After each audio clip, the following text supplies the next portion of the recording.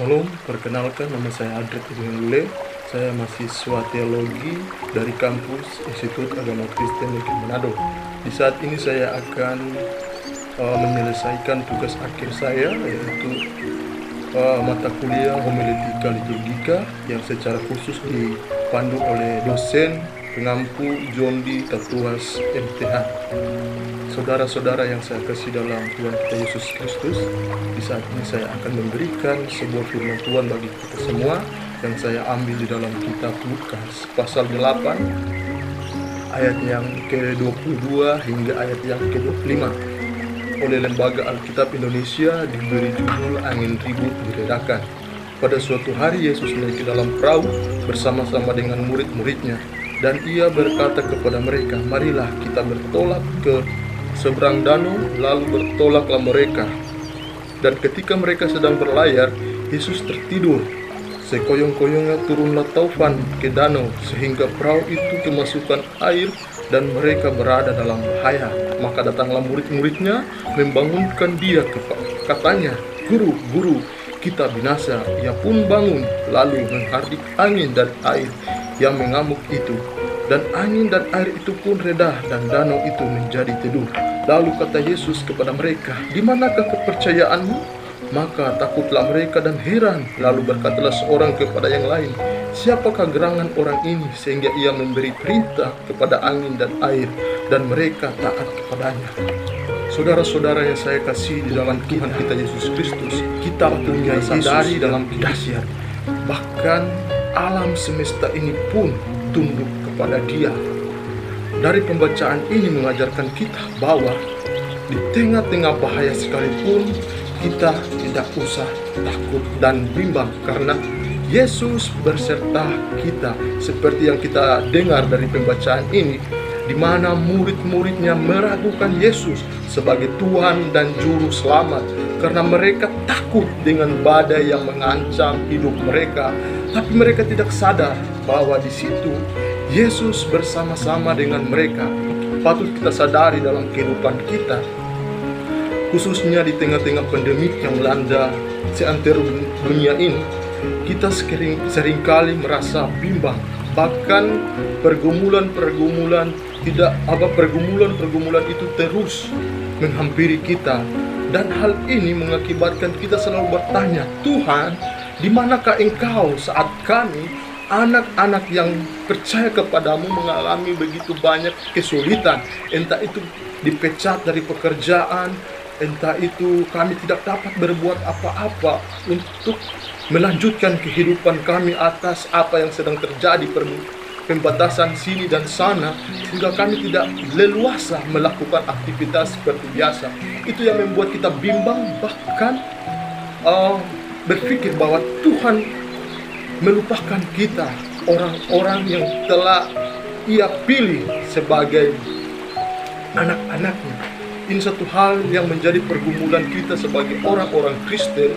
Perlu kita untuk mengetahui Yesus itu hadir di saat kita lagi dalam bahaya sekalipun. Dan kita lihat dari pembacaan kita saat ini, walaupun murid-muridnya telah mengenal Yesus cukup lama, tapi mereka tidak tahu betapa pentingnya mengetahui identitas Yesus, bahwa Dia adalah Mesias yang betul-betul Tuhan yang mampu melakukan mujizat yang dahsyat bagi dunia ini. Kita bisa lihat pada pasal yang 24, karena ketidakpercayaan mereka membangunkan Yesus dengan berkata, "Guru, guru, kita binasa, kita akan mati. Kok guru tidur? Kita butuh pertolongan, kok malahan seorang guru itu tidur." Mereka meragukan Yesus. Saudara-saudara, ini patut kita mesti sadari di dalam kehidupan kita, orang-orang percaya.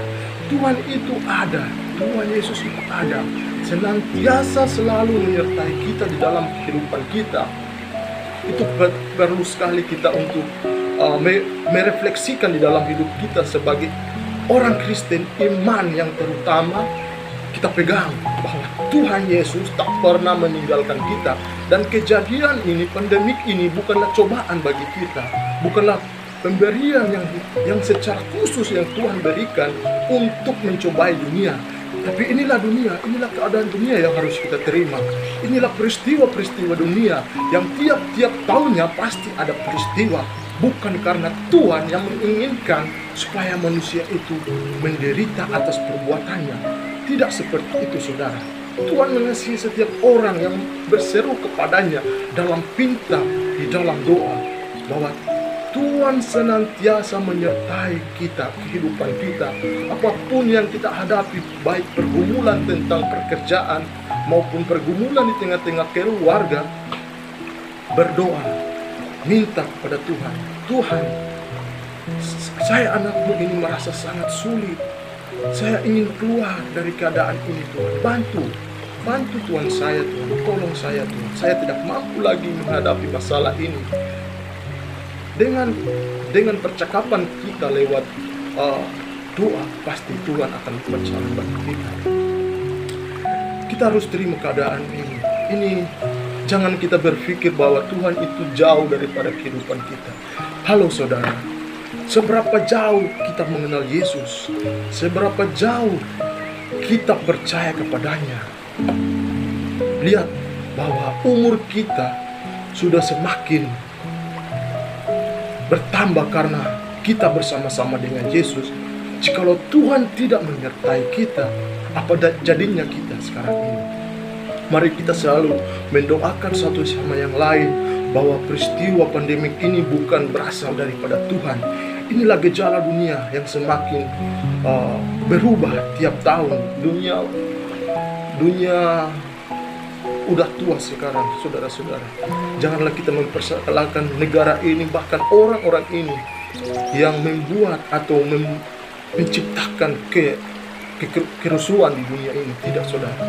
Kita punya Tuhan yang hebat. Kita punya Allah yang mampu menjauhkan kita dari para bahaya. Kita berdoa minta kepada Tuhan bahwa Tuhan teguhkan dan kuatkan iman kami orang percaya.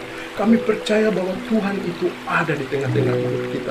Kami percaya bahwa Tuhan tidak akan meninggalkan anak-anaknya di tengah kesulitan ini.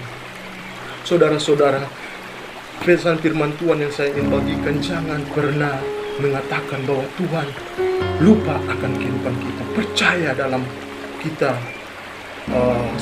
dalam keseharian hidup kita, berdoa kepada Tuhan, minta kepada Tuhan, sehingga Tuhan dapat membuka jalan bagi kita.